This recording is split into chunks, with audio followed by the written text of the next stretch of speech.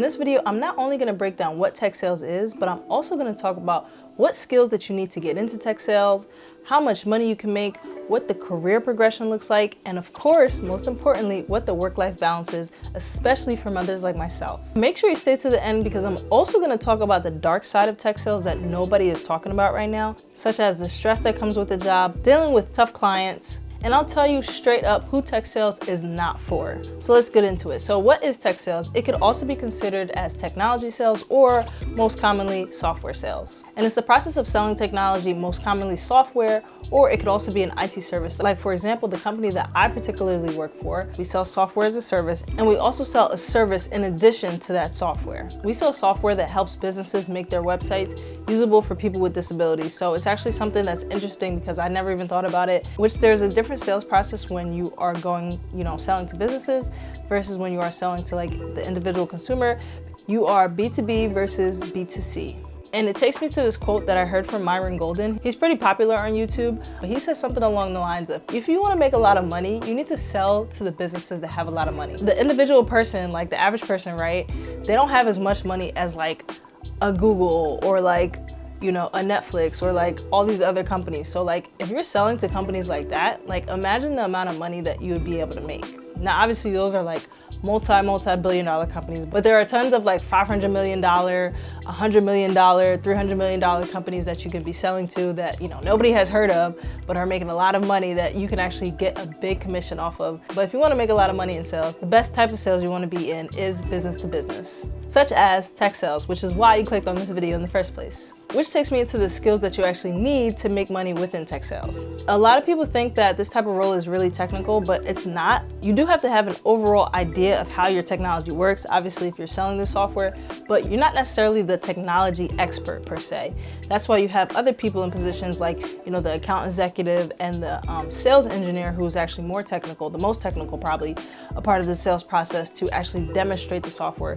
You just need to focus on, as a sales development representative, which is the entry-level role into tech sales, you are really just focusing on getting these people in the door, getting these companies interested in helping them see your product in the first place. And then you pretty much hand that off to the account executive who's gonna dive deeper into the benefits and the features and everything about your software. So you would just need to have a high level overview until you now progress into the account executive position, which we will talk about later because they make a lot of money. So make sure you continue to stay tuned to this video. So a soft skill that you definitely need to know is communication. Communication is super big because obviously as salespeople, you are literally communicating from the start of your shift to the end of your shift, right? Whether it be internally to other team members, your manager, or externally, obviously to reaching out to different prospects and having them, get on a call with you and discussing your product. So communication is probably the most important skill. But you also need to have problem-solving skills because during your job, obviously there's always going to be problems that come about, even some technical problems. Like for example, today, which wasn't a good idea, but I spent like 45 minutes trying to figure out a tech issue with one of my, my CRM software that was giving me a headache. It was so annoying, but these are the type of problem-solving skills that you have to have in order to get through your day-to-day, because you're not going to be able to, like, especially if you're working remotely, you're not going to be able to just like tap somebody next to you to get an answer. Granted, you do have access to your teammates and your sales manager and whoever else you need if you message them, but for the most part, you're going to have a lot of autonomy over your work because you are pretty much given the power to dictate how your day is going to be. And so there's nobody like micromanaging you, especially like, well, I don't know about other jobs and other companies, but in my company, like there's nobody really micromanaging you. You have to kind of figure things out, not by yourself, but you have to be able to figure things out as you go throughout your day. It really depends on the company that you're working for. Hopefully you get into a good company that, you have a supportive group of people. That's literally why I chose my company, because I just felt the support from the first interview. So yeah, my company, I guess I'm kind of lucky, but yeah, you still have to have that problem-solving ability. And problem-solving also plays into the different parts of the job where you'll have to spend time finding leads, contacting people, building your clientele, being able to communicate with like your AE or other people in the team. That kind of goes hand in hand, obviously, with communication, meeting up with clients, and pretty much just studying your clients' businesses. Negotiation is another skill that you're gonna need, but again, you're not doing any selling as an SDR, as a sales development representative. Your job in the entry-level tech role is to simply book a meeting for your account executive to now go deeper into how they can help that business. You just need to get people to give you 30 seconds on the phone so you can actually book a call. So yeah, don't think too hard when you're on the phones. You don't need to be some type of master negotiator or anything like that. Now, as I said earlier, you do have to have a little bit of technical knowledge about your software, but nothing too crazy. And then you also need to have a willingness to learn, because the software is always changing, typically, right? There's always updates or new features being added. So you just gotta stay, up to date with your software and also up to date with your industry. I also follow industry leaders on LinkedIn that are within the industry of basically people with disabilities, technology around that, because that's the type of software that we sell. So it's important for me to understand what my competitors are doing, what's the news in the industry, so I can kind of talk to the more advanced people that actually pay attention to this. So yeah, you don't have to be in love with sales, but you have to at least like sales, because it is a pretty challenging job. You have to kind of have thick skin, but I don't know, at the end of the day, I learned to like sales just because you get to talk to people. Once you do connect with somebody, it's usually a pretty cool conversation. And yeah, you're just talking to people all day.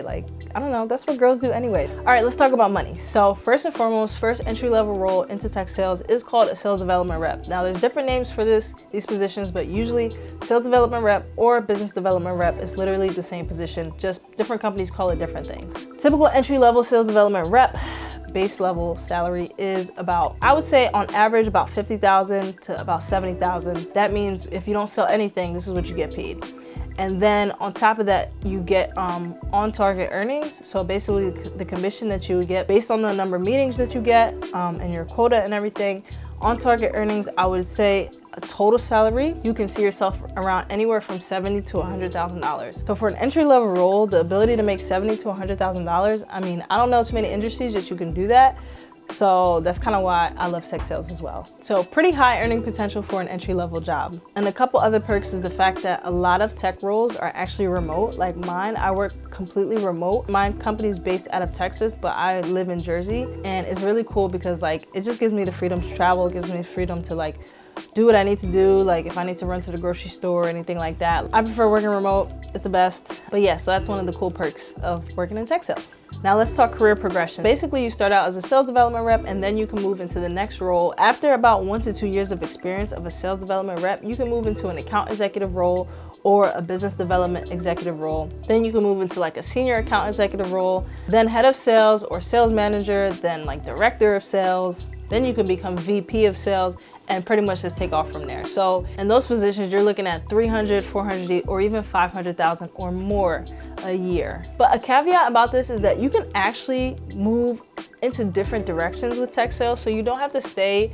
as a salesperson. You can actually move into positions like a customer success manager, which is a CSM. You possibly could be upselling people, but your main, responsibility would be to just make sure your customers are happy, your current clientele, making sure they're properly using the software, they're pretty much taking advantage of whatever service you're providing. They're getting the most benefit out of whatever software that they're using, because you want them to stay on for as long as possible. So that's pretty much your position as a customer success manager. I'm pretty sure it's similar to an account manager. I may be wrong. I'm still fairly new into the world of tech sales, but it sounds similar to the role of an account manager. Just making sure the client is happy with the service that they're receiving and also trying to upsell them and just maintain a happy relationship with them. And again, an account manager, their salaries are pretty similar to, I would say, a customer success manager. They could be making 150, 200, 250,000 a year or more. If you don't want to be too onto the sales side, you can also consider a sales engineer. They don't have nearly as much of a quota, but their role is a little bit more technical versus as a salesperson, you're not really doing anything with tech. Even though they are considered a sales engineer, they're not really selling. You typically have to demonstrate your software on the computer, and that's pretty much their job. They're gonna walk through the demonstration with your client or your prospective client along with your account executive. So it'll be you three on the call. It'll be your account executive, the sales engineer, and the prospective client, and they pretty much just run through the technology. So I like that role too because it's technical, but it's also still client facing and prospect. You're still talking to people. So I really like that as well because I have somewhat of a technical background coming from digital marketing and using all software. So there's a lot of different directions you can go with tech sales. It's really cool. You can be versatile. There's so many ways that you can craft your career and your lifestyle within tech sales, which leads me to my next point, which is the work-life balance. So everybody asks me like, what's the work-life balance? I kind of alluded to it earlier in the video. So far for me, it's been great. Just maximizing the hours that you have in the day. Like if you maximize your 8 hours, you should be able to get done everything you need to get done. You should be able to hit quota, you know, within that 8 hours, like, and that's how I feel. Like that's how I came into the job. I was like talking to other people within the job, in the company. I was just like, can I hit my numbers if I maximize my 8 hours? And I was told yes, and that was one of the factors that I was like, okay, I can do this. Like, I'm a mom, I don't need to be working 10, 12 hours a day. Like, I just wanna know that, okay, if I start at 9 and I finish at 5, can I get everything done? Yes, okay, cool, that's what I'm gonna work towards. I'm a mom. I'm a mom, I'm a wife. Family is more important than anything, and knowing that my manager also values that too, like it's great. Sometimes I work out during break, like I'll take a break around 12 or 1, work out during break, or I'll run to the grocery store, or I'll throw something in the air fryer. Obviously it's not a cut and dry 9 to 5. Like if I do have something that I want to get done before I leave, I will just stay for a couple minutes and do it. It's not the end of the world, but I'll say this, like I said it before, if you do have to work overtime, it's a lot easier to work overtime from your house than it is like when you're outside, like in an office. So and another thing that's pretty cool is that I get to travel. So like last week I was just in Austin for my company conference in Austin, Texas, and it was really cool. It was fun. I got to meet, well, obviously the company covered everything. I got to meet the CEO and some long-standing employees. So that was really cool. Yeah, to me, it hasn't been like, I know one of the things that I thought about was the hours. I have heard some people that, you know, they work crazy hours, but like, I don't know. I've also heard the opposite. Like I've heard a lot of people also say like in their companies that, you know, they don't even work the full 8 hours. They might work 7 or 6, you know, and still get everything they need to get done. I think it's just really down to the individual and how you prioritize your day. Because I will say you can get very busy, especially when you start to gain traction, you start to have meetings, like you start to have a lot of work to do within like, you know, cleaning up your CRM or like prospecting or doing all the things. Like you do start to get busy, so you do have to prioritize. You have to learn how to prioritize. I'm still working on that because sometimes like I'm doing emails, I'm emailing prospects, and then like I have a meeting and then I get distracted, and then like I have to go back and like I gotta go do some calls, and you know, it does get a little busy. But prioritization, organization, what you learn on the job is like pretty much all life skills. It's only gonna make you a better person because you're gonna know how to like communicate with other people. You're gonna learn like the art of persuasion, negotiation, being more personable. I mean, that's just a great characteristic of a human, being able to talk to other people and just being likable. I really like it. I'm enjoying it so far. Like I said, it's been a month since I've been employed. It's not my first sales job, but it is my first like tech sales job. So it's really exciting. Is the job stressful? I would say probably yes, but it depends on how you handle it. You just gotta be able to handle stress.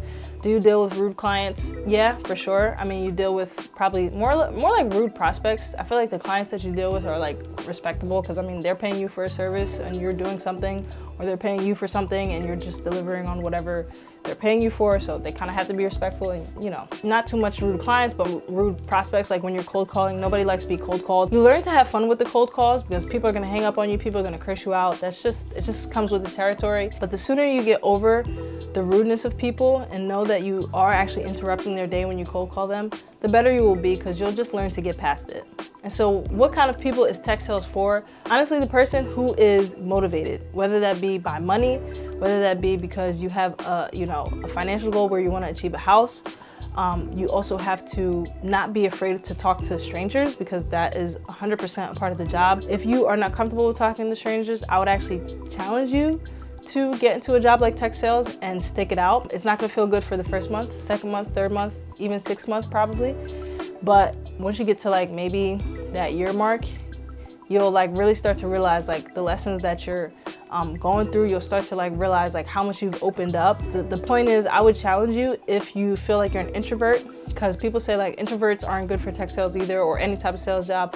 But to be honest with you, there are introverts that are doing well. If you're not willing to talk, then you're not probably gonna like succeed that much. If you feel like you're not comfortable talking to people, maybe a more technical role is better for you. Like maybe like, I don't know, like a cybersecurity or something like that. There's just so many roles within tech that you can, generate a high salary, and you might not have to deal with people at all besides like your internal team. But if you are uncomfortable, but you are willing to talk to strangers, then this could be a career field, a job opportunity that you might actually thrive in. Don't underestimate yourself, and sometimes it's good to just challenge yourself and take that leap and see what's on the other side. A lot of things in life that are good for us, that are great for us, are usually on the other side of fear. So don't be afraid to take that leap. And if you've made it this far, you made it to the end of the video, I would say that you're probably really interested in learning about tech sales.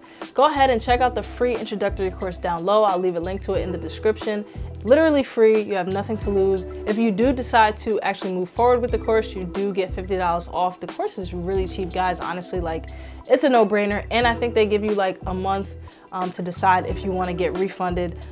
It's really a no-brainer, but at least check out the introductory course just to get an understanding of more about what it is and why it may be for you or why it may not be for you. So just check it out. And if you like this video, you'll probably like this one here.